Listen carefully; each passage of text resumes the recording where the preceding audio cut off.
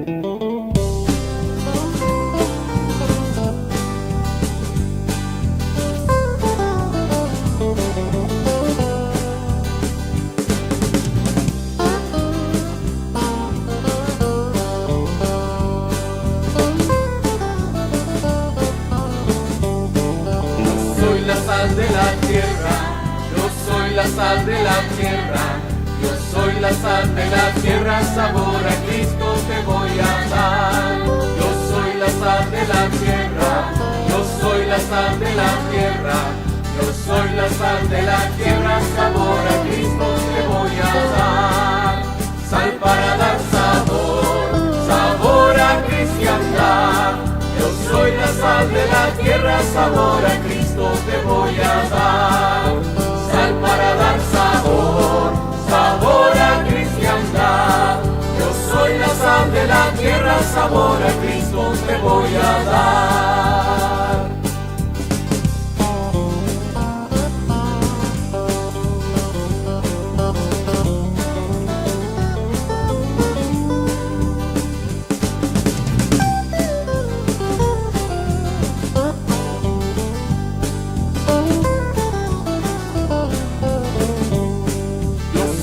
Sal de la tierra, yo soy la sal de la tierra, yo soy la sal de la tierra, sabor a Cristo te voy a dar. Yo soy la sal de la tierra, yo soy la sal de la tierra, yo soy la sal de la tierra, sabor a Cristo te voy a dar. Sal para dar sabor, sabor a cristiandad. Yo soy la sal de la tierra, sabor a Cristo te voy a dar. Sal para dar sabor, sabor a cristiandad. Yo soy la sal de la tierra, sabor a Cristo te voy a dar.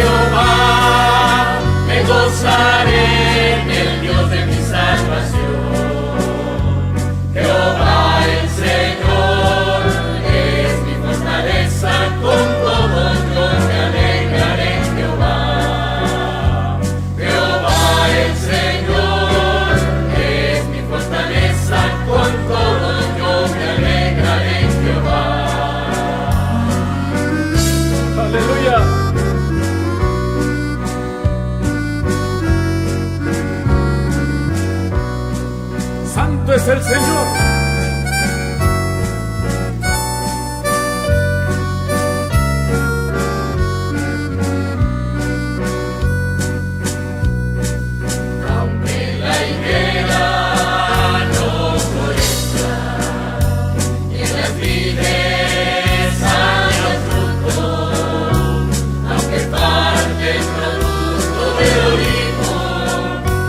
Labrados no ven mantenimiento.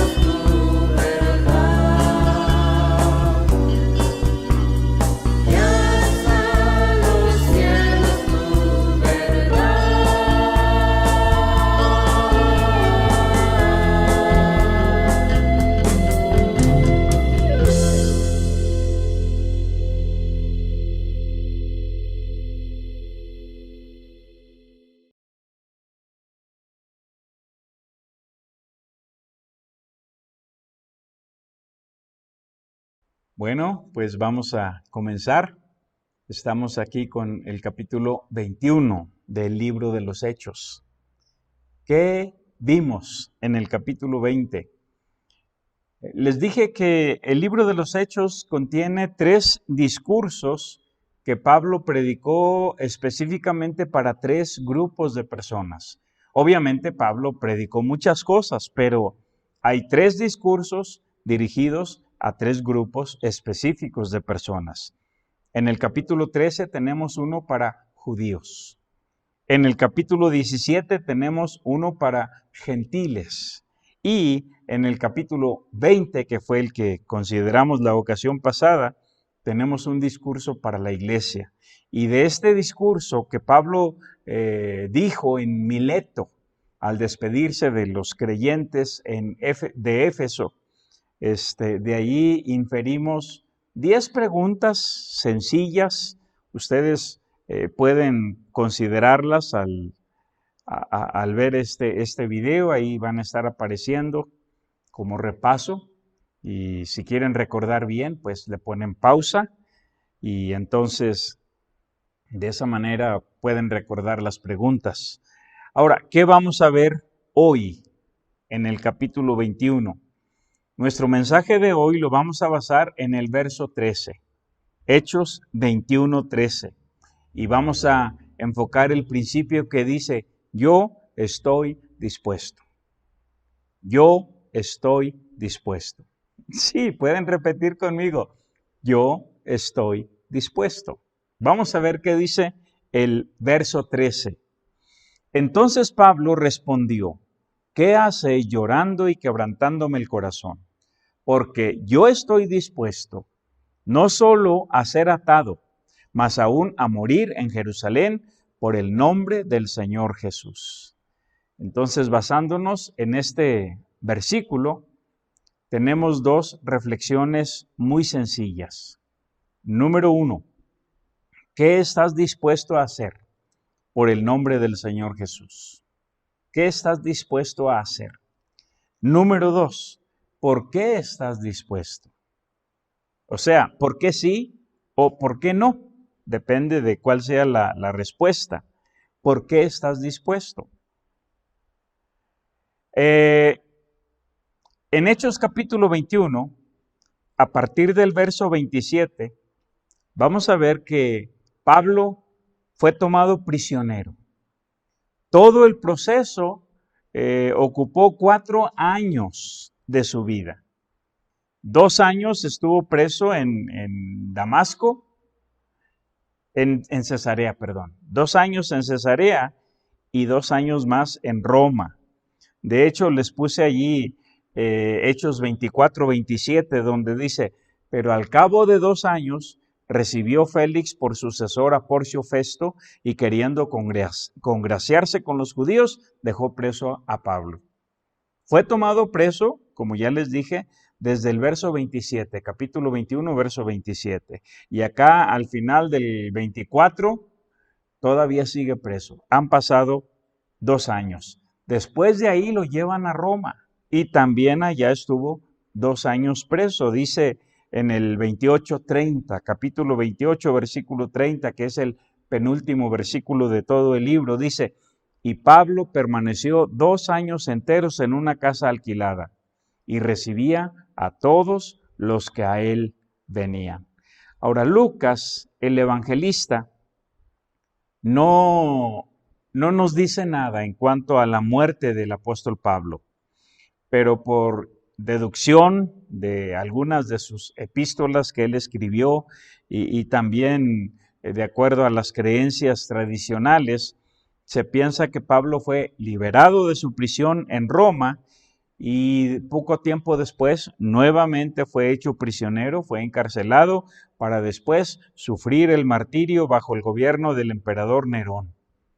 Ahora, históricamente, Nerón vivió del año 37 al año 68. Y por eso, la fecha más probable del martirio de Pablo ocurrió alrededor del año 67, el año 67 después de Cristo. Ahora, estando en Cesarea, en casa de Felipe el evangelista, cuando le advirtieron y le rogaron que no fuera a Jerusalén, precisamente porque sospechaban que todo esto podría ocurrir, que lo iban a poner preso o incluso que lo podían matar.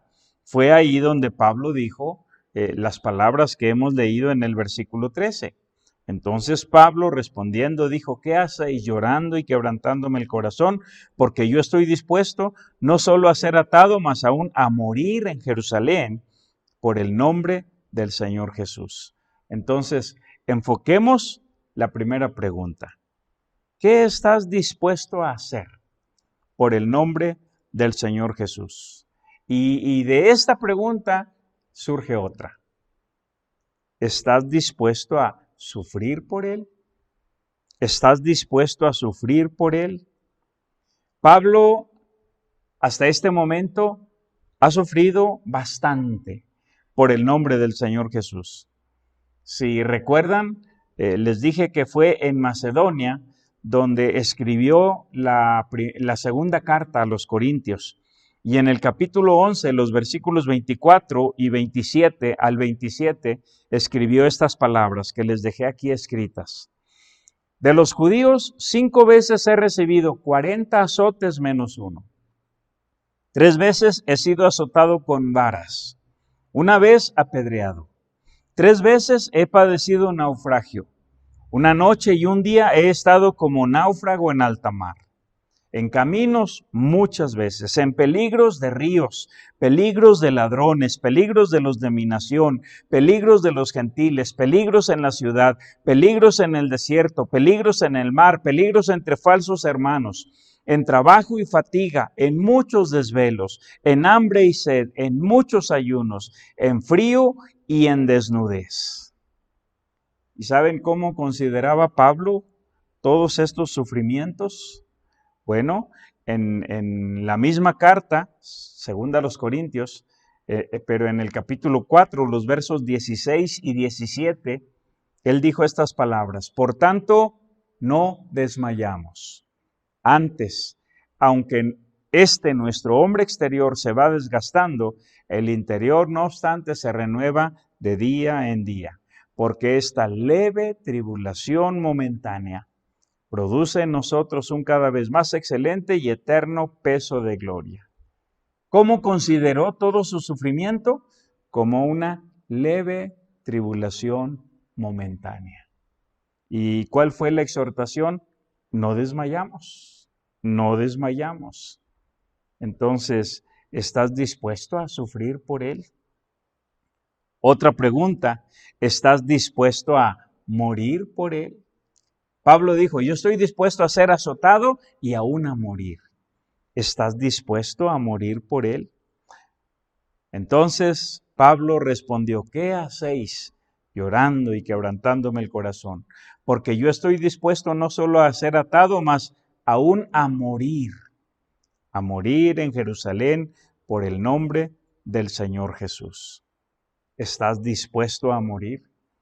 Cuando Pablo escribió su carta a Timoteo, unos años después de esto, allá en 2 Timoteo capítulo 4, versículos 6 al 8, dijo estas palabras: porque yo ya estoy para ser sacrificado, y el tiempo de mi partida está cercano. He peleado la buena batalla, he acabado la carrera, he guardado la fe. Por lo demás, me está guardada la corona de justicia, la cual me dará el Señor, juez justo, en aquel día. Y no solo a mí, sino también a todos los que aman su venida. Aquí en el versículo 6 dice: porque yo ya estoy para ser sacrificado. O sea, estoy dispuesto, estoy listo.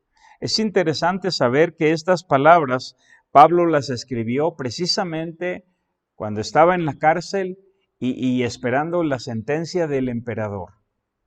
Y la sentencia del emperador fue que tenía que morir. Pero Pablo dijo: estoy dispuesto, estoy dispuesto. Ahora, vamos a pensar un poquito en la realidad nuestra. Vamos a aterrizarnos en nuestra realidad. Los que vivimos en México, los que vivimos en el continente americano. Sí hay cierta persecución. Y alguien podría decir, bueno, en realidad es mucha. Pues sí hay mucha, pero no se compara con la persecución que hay en el Oriente, con la persecución que hay en los países árabes, por ejemplo, en los países donde dominan los musulmanes y todo eso. No se compara, entonces sí hay persecución. Y obviamente no se compara con lo que estamos leyendo que sufrió el apóstol Pablo. Entonces, ¿estás dispuesto a sufrir por él? ¿Estás dispuesto a morir por él? Y tal vez tengamos un rotundo sí, sí estoy dispuesto. Estoy dispuesto a sufrir, estoy dispuesto a morir por él. Pero ahora la realidad es que quizá no tengamos la oportunidad de sufrir, no en el lugar donde vivimos. Sé que en algunas partes de México ha habido algo de persecución. Y sé que en otros países centroamericanos y sudamericanos ha habido persecución. Pero pensemos en la realidad nuestra. ¿Qué sufrimiento tenemos? ¿Qué persecución tenemos? ¿Quién está amenazando nuestra vida? Entonces, ¿estás dispuesto a sufrir? Sí, yo estoy dispuesto a sufrir. ¿Estás dispuesto a morir? Sí, también estoy dispuesto a morir. Bueno, hagamos otra pregunta. Y esta pregunta será más acorde a nuestra realidad. ¿Estás dispuesto a vivir? ¿A vivir por Él? Y lo digo de esta manera porque tal vez nadie nos va a amenazar por creer en Jesucristo. Y nadie nos va a perseguir por creer en Jesucristo. Entonces no vamos a tener esa oportunidad de sufrir por Él o de morir por Él. Pero ¿qué tal vivir? Vivir por Él, vivir para Él. Vivir para Él implica 4 cosas. Y aquí tenemos la primera. Implica fe. Vivir para el Señor Jesucristo implica fe. Miren cómo lo dijo Pablo en Gálatas capítulo 2, versos 19 y 20. Porque yo por la ley soy muerto para la ley, a fin de vivir para Dios. Vivir para Dios. Con Cristo estoy juntamente crucificado. Y ya no vivo yo, mas vive Cristo en mí. Y lo que ahora vivo en la carne, lo vivo en la fe. Lo vivo en la fe del Hijo de Dios, el cual me amó y se entregó a sí mismo por mí. De manera que vivir para Dios implica vivir por la fe. Vivir en la fe. Vivir en la fe del Hijo de Dios, como dice aquí. O sea, creerle a Dios. No solamente creer en Dios, sino creerle a Dios. No solamente creer en la Biblia, sino creer lo que dice y aplicarlo a nuestra situación personal y vivirlo. Entonces, vivir para Él implica fe. En segundo lugar, vivir para Él implica abnegación. Vamos a ver lo que dice 1 Corintios capítulo 10, versos 31 al 33. Dice, si pues coméis o bebéis o hacéis otra cosa, hacedlo todo para la gloria de Dios. Hagamos una pausa. Si coméis o bebéis o hacéis otra cosa, hacedlo todo para la gloria de Dios. Aquí la Escritura menciona cosas cotidianas, como el comer o beber. divertirse, ir a fiestas, trabajar, interactuar con nuestros vecinos en el barrio. Todo tenemos que hacerlo para la gloria de Dios. Si comemos, que sea para la gloria de Dios. Si bebemos, que sea para la gloria de Dios. Si nos divertimos, que sea para la gloria de Dios. Si interactuamos con nuestros vecinos o con nuestros compañeros de trabajo, que sea para la gloria de Dios. Dice el versículo 33, no seáis tropiezo ni a judíos, ni a gentiles, ni a la iglesia de Dios. Como también yo en todas las cosas agrado a todos, no procurando mi propio beneficio. Y aquí es donde se implica la abnegación. No procurando mi propio beneficio, sino el de muchos, para que sean salvos. Para que sean salvos. O sea, hay un propósito misional en la abnegación. Y hay un propósito del hecho de vivir para Él. Vivir para Él implica abnegación. En tercer lugar, vivir para Él implica amor. Allí en 2 Corintios capítulo 5, versículos 14 y 15, dice de esta manera: porque el amor de Cristo nos constriñe. Esto significa nos obliga, nos anima, nos exhorta, nos empuja, nos motiva, es nuestro motor. El amor de Cristo nos constriñe, pensando esto, que si uno murió por todos, luego todos murieron. Y por todos murió, para que los que viven ya no vivan para sí, sino para aquel que murió y resucitó por ellos. O sea, relativamente sería fácil sufrir por Cristo si estuviéramos en una circunstancia así, o sería fácil morir por Cristo, porque crees en Cristo, sí, y te matan y se acabó. Pero vivir para Él es algo diario, es algo de todos los días y es algo de todas las áreas. Vivir para Cristo en tu casa, con tu familia, vivir para Cristo en tu trabajo, con tus compañeros, con tus jefes, vivir para Cristo en la calle, vivir para Cristo en el barrio, vivir para Él. Ahora, implica amor. El amor de Cristo nos constriñe a vivir para Él. Dice en el verso 15, por todos murió para que los que viven ya no vivan para sí, sino para aquel que murió y resucitó por ellos. Y en cuarto lugar, vivir para Él implica un proceso de crecimiento. Y esto lo podemos ver en la vida del apóstol Pedro. Allí en el libro de Lucas, capítulo 21, los versículos 31 al 34, es una escena muy conocida. Vamos a ver qué es lo que nos dice.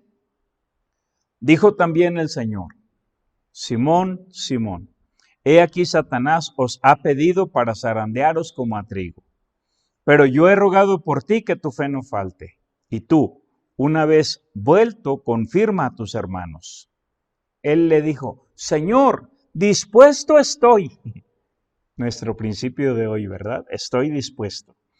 Dispuesto estoy a ir contigo no solo a la cárcel, sino también a la muerte. Y él le dijo: Pedro, te digo que el gallo no cantará hoy antes que tú niegues 3 veces que me conoces. Ahora, esto lo estamos leyendo en el capítulo 22 del libro de Lucas. Lucas 22, versos 31 al 34. No olviden las palabras de Pedro. Está mencionando el principio que estamos considerando hoy. Dispuesto estoy. Estoy dispuesto a ir a la cárcel. Estoy dispuesto a morir por ti. ¿Qué tan ciertas eran las palabras de Pedro? Pues quiero que sepan que muchas veces lo criticamos, pero la realidad es que Pedro tenía el suficiente valor para ir a la cárcel por Cristo. Y tenía el suficiente valor para morir por Cristo. Porque en el mismo capítulo 22 de Lucas, más adelante, en los versos 50 y 51, miren lo que sucedió. Voy a leer desde el verso 49, de hecho, ahí se los dejé en la pantalla. Dice el verso 49. Viendo los que estaban con él lo que había de acontecer, le dijeron: Señor, ¿heriremos a espada? Están en el huerto, ha venido a Judas con una turba de personas para prender al Señor Jesús. Y alguien pregunta: ¿heriremos a espada? Pero Pedro no pregunta. Pedro actúa. Dice el verso 50. Y uno de ellos hirió al siervo del sumo sacerdote y le cortó la oreja derecha. Ahora, Lucas no nos da el nombre, pero al comparar los evangelios sabemos que el que usó la espada era Pedro. No preguntó, él simplemente sacó la espada y no era con que tuviera mucha puntería para solamente cortarle la oreja. Él quería matar a esa persona. Seguramente la reacción, el reflejo, aquel hombre se hizo a un lado y solo alcanzó a cortarle la oreja. Verso 51, entonces respondiendo Jesús, dijo: basta ya, dejad. Y tocando su oreja, le sanó. Pero aquí podemos ver que las palabras de Pedro eran sinceras, totalmente sinceras. Señor, yo estoy dispuesto a ir a la cárcel contigo. Yo estoy dispuesto a morir contigo. Y aquí lo está probando. Y si alguien se pregunta, bueno, ¿y por qué lo negó? Bueno, lo negó cuando el Señor ya estaba siendo entregado por los soldados para ser crucificado. Le entró el pánico, pero en el huerto, en ese momento, Pedro estaba lleno de valor y estaba cumpliendo sus palabras. Estoy dispuesto a morir. Pero el asunto no es si estás dispuesto a sufrir o si estás dispuesto a morir. El asunto es, ¿estás dispuesto a vivir por Él? Pedro, les dije que nos ilustra el proceso de crecimiento, porque vivir para Él implica un proceso de crecimiento. Y en su proceso de crecimiento, Pedro escribe, Primera de Pedro capítulo 4, versículos del 1 al 3. Primera de Pedro 4, del 1 al 3. Y esto lo escribió cuando ya era un anciano. Ahora Pedro ya entendió el principio de estoy dispuesto. Y aquí estoy dispuesto a vivir. Y de hecho ya había vivido. Aquí Pedro ya es un anciano cuando escribe estas palabras, pero él ya ha vivido por el Señor y para el Señor. Miren lo que dice Primera de Pedro, capítulo 4, versículos 1 al 3. Puesto que Cristo ha padecido por nosotros en la carne, vosotros también armaos del mismo pensamiento, pues quien ha padecido en la carne terminó con el pecado, para no vivir el tiempo que resta en la carne conforme a las concupiscencias de los hombres, sino conforme a la voluntad de Dios. Un momento. Dice el versículo 1 que tenemos que armarnos del mismo pensamiento. Cristo padeció por nosotros en la carne. Si estamos dispuestos a vivir por Él, también vamos a padecer. También vamos a padecer. Armaos del mismo pensamiento. Y luego el verso 2, para no vivir el tiempo que resta en la carne conforme a las concupiscencias de los hombres, sino conforme a la voluntad de Dios. ¿Cómo estamos viviendo? ¿Cómo hemos vivido en el tiempo que tenemos de ser cristianos? ¿Cómo hemos vivido en la carne? Conforme a la voluntad de Dios. Sigo leyendo el verso 3. Baste ya el tiempo pasado para haber hecho lo que agrada a los gentiles, andando en lascivias, concupiscencias, embriagueces, orgías, disipación y abominables idolatrías. Cuando vivimos de esta manera, cuando vivimos haciendo lo que agrada a los gentiles, no estamos viviendo para Él. Estamos viviendo para nosotros, para nuestra carne, para nuestras concupiscencias y todo lo que dice aquí. Baste ya. el tiempo pasado. ¿Estás dispuesto a vivir para Él? Les dejé otro pasaje aquí, Hebreos 7:25, que habla del Señor Jesús. Y dice, por lo cual puede también salvar perpetuamente a los que por Él se acercan a Dios, viviendo siempre para interceder por ellos. O sea, cuando estuvo en la carne, cuando estuvo vivo, cuando anduvo caminando por las calles de Galilea, vivió para nosotros.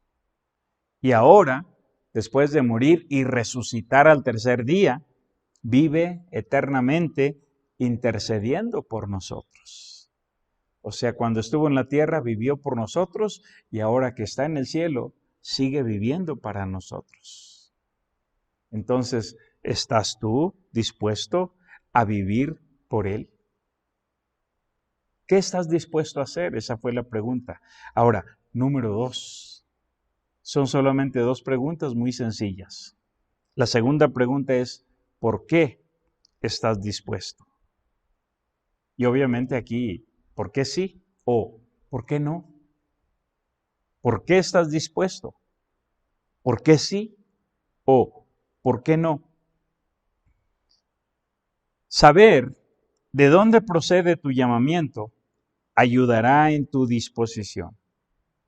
Saber de dónde procede tu llamamiento ayudará en tu disposición. En Hechos capítulo 9, versículos 15 y 16, leemos la ocasión cuando el Señor llamó a Pablo. Dice de esta manera, el Señor estaba hablando con Ananías para que fuera y atendiera a Pablo. Y dice de esta manera, el Señor le dijo, ve, porque instrumento escogido me es este, para llevar mi nombre en presencia de los gentiles y de reyes y de los hijos de Israel. Porque yo le mostraré cuánto le es necesario padecer por mi nombre. Ve, porque instrumento escogido me es este. No olviden estas palabras. Instrumento escogido. Pero la Biblia nos dice que todos somos instrumentos escogidos. En el capítulo 22, ahorita estamos tomando un versículo, el 13 del capítulo 21, pero en el capítulo 22, Pablo tiene la oportunidad de contar su testimonio. Y en el versos 14 y 15, dijo estas palabras. Hechos 22, 14 y 15. Y él dijo, el Dios de nuestros padres te ha escogido para que conozcas su voluntad y veas al justo y oigas la voz de su boca, porque serás testigo suyo a todos los hombres de lo que has visto y oído. El Dios de nuestros padres te ha escogido. Pero la enseñanza de la Escritura es que todos somos escogidos. Vean en 2 Tesalonicenses capítulo 2, versículos 13 y 14. Y esto te incluye a ti, me incluye a mí. Dice en 2 Tesalonicenses, versos 13 y 14. Pero nosotros debemos dar siempre gracias a Dios respecto a vosotros, hermanos amados por el Señor, de que Dios os haya escogido desde el principio para salvación, mediante la santificación por el Espíritu y la fe en la verdad, a lo cual os llamó mediante nuestro Evangelio para alcanzar la gloria de nuestro Señor Jesucristo. Dice que el Señor nos escogió desde el principio para salvación. Somos instrumentos escogidos. Entonces, saber de dónde procede tu llamamiento ayudará a tu disposición. Ayudará para saber si estás dispuesto o no. El apóstol Pedro, en 1 de Pedro capítulo 2, versículo 9, nos dijo estas palabras. Mas vosotros sois linaje escogido, real sacerdocio, nación santa, pueblo adquirido por Dios, para que anunciéis las virtudes de aquel que os llamó de las tinieblas a su luz admirable. Sois linaje escogido. Todos Todos entramos en esta categoría. Saber de dónde viene, de dónde procede nuestro llamamiento, nos ayudará en nuestra disposición. Pero también tener claridad en tus prioridades ayudará en tu disposición. ¿Cuáles son tus prioridades? Era una de las preguntas de la ocasión anterior. Tener claridad en tus prioridades. Por ejemplo, en Filipenses 1, 21 y 22, Pablo escribió estas palabras. Porque para mí el vivir es Cristo y el morir es ganancia. Mas si el vivir en la carne resulta para mí en beneficio de la obra, no sé entonces qué escoger. Para mí el vivir es Cristo. La prioridad de Pablo era vivir para el Señor Jesucristo, vivir para Él. Ahí les dejé solamente la cita de Hechos 17, 28, cuando Pablo está en el Areópago con los atenienses, les dijo, porque en Él vivimos, en Él vivimos. Para mí el vivir es Cristo. Pero aquí mismo en el verso 22 de Filipenses 1, 22, menciona otra prioridad. Y la otra prioridad es vivir para la misión. Vivir para Él, para Dios, para el Señor Jesús y vivir para la misión. Porque dice el verso 22, mas si el vivir en la carne resulta para mí en beneficio de la obra, no sé entonces qué escoger.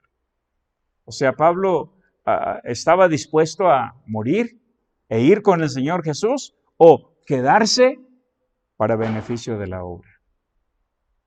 Estamos hablando de sus prioridades. ¿Cuáles son tus prioridades? Tener claridad en cuanto a tus prioridades ayudará a tu disposición. Ahora, nadie escapa de esta prioridad. No es una opción. No es a ver si quieres. Miren cómo dice 1 Corintios capítulo 9, versos 16 y 17. 1 Corintios capítulo 9, versos 16 y 17. Dice de esta manera, pues si anuncio el evangelio, no tengo por qué gloriarme, porque me es impuesta necesidad. Y ay de mí si no anunciar el evangelio.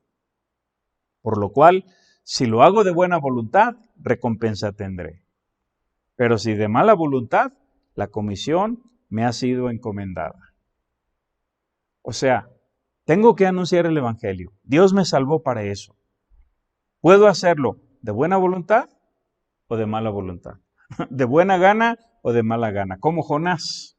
Jonás no quería hacerlo y el Señor lo obligó. Entonces, ¿puedo hacerlo de buena voluntad o de mala voluntad? Dice, si de buena voluntad, recompensa tendré.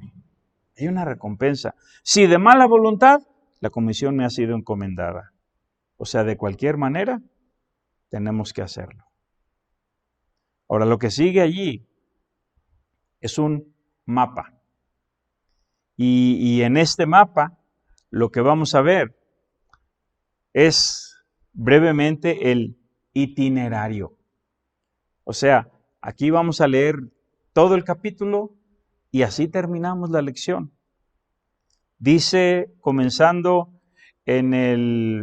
vamos a ver desde el versículo 1. Solamente vamos a leer.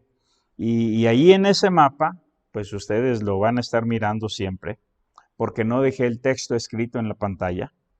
Dice, después de separarnos de ellos, zarpamos y fuimos con rumbo directo a Cos. Estoy en Hechos 21:1. Y al día siguiente a Rodas. Y de ahí a Pátara. Y hallando un barco que pasaba a Fenicia, nos embarcamos y zarpamos. Al avistar Chipre, dejando la mano izquierda, navegamos a Siria y arribamos a Tiro, porque el barco había de descargar allí. Y hallados los discípulos, nos quedamos allí 7 días, y ellos decían a Pablo por el Espíritu que no subiese a Jerusalén. Cumplidos aquellos días, salimos acompañándonos todos, con sus mujeres e hijos, hasta fuera de la ciudad, y puestos de rodillas en la playa, oramos. Qué interesante. No dejaron a sus niños en la casa con el Nintendo, con ya ni conocen el Nintendo, ¿verdad? Con el teléfono celular, con la tableta ahí, mirando videos. Todos se fueron a la playa. Niños, adolescentes, jóvenes, adultos, todos. Y ahí, puestos de rodillas, oraron. Verso 6. Y abrazándonos los unos a los otros, subimos al barco y ellos se volvieron a sus casas. Y nosotros completamos la navegación, saliendo de Tiro y arribando a Tolemaida, y habiendo saludado a los hermanos, nos quedamos con ellos un día. Al otro día, saliendo Pablo y los que con él estábamos, fuimos a Cesarea, y entrando en casa de Felipe el evangelista, que era uno de los 7, posamos con él. Este tenía 4 hijas doncellas que profetizaban, y permaneciendo nosotros allí algunos días, descendió de Judea un profeta llamado Agabo, quien viniendo a vernos tomó el cinto de Pablo y atándose los pies y las manos dijo: esto dice el Espíritu Santo, así atarán los judíos en Jerusalén al varón de quien es este cinto y le entregarán en manos de los gentiles. Al oír esto le rogamos nosotros y los de aquel lugar que no subiese a Jerusalén. En ese verso 11, Agabo se ata los pies y las manos. ¿Se acuerdan de Jeremías? Usando diferentes figuras para ilustrar la palabra de Dios, pues aquí tenemos a Agabo. Y por fin llegamos al verso 13. Entonces Pablo respondió: ¿qué hacéis llorando y quebrantándome el corazón? Porque yo estoy dispuesto no solo a ser atado, mas aún a morir en Jerusalén por el nombre del Señor Jesús. Este fue el texto del cual sacamos las lecciones de hoy. Versículo 14. Y como no le pudimos persuadir, desistimos diciendo: hágase la voluntad del Señor. Después de estos días, hechos ya los preparativos, subimos al barco. Y vinieron también con nosotros de Cesarea algunos de los discípulos, trayendo consigo a uno llamado Nasón, de Chipre, discípulo antiguo, con quien nos hospedaríamos. Probablemente este Nasón conoció a Jesucristo allá en el día de Pentecostés, cuando el Espíritu Santo vino por primera vez en el capítulo 2. Es muy probable, por eso dice aquí que es un discípulo antiguo. Versículo 17. Cuando llegamos a Jerusalén, por fin llegan, y así se termina el tercer viaje misionero. Cuando llegamos a Jerusalén, los hermanos nos recibieron con gozo. Y al día siguiente Pablo entró con nosotros a ver a Jacobo, y se hallaban reunidos todos los ancianos, a los cuales después de haberles saludado, les contó una por una las cosas que Dios había hecho entre los gentiles por su ministerio. Cuando ellos lo oyeron, glorificaron a Dios y le dijeron: ya ves, hermano, cuántos millares de judíos hay que han creído y todos son celosos por la ley. O sea, muchos judíos han creído, pero ellos quieren seguir guardando los ritos, guardando las ceremonias, guardando cada una de las cosas de la ley. No hay nada de malo en ello.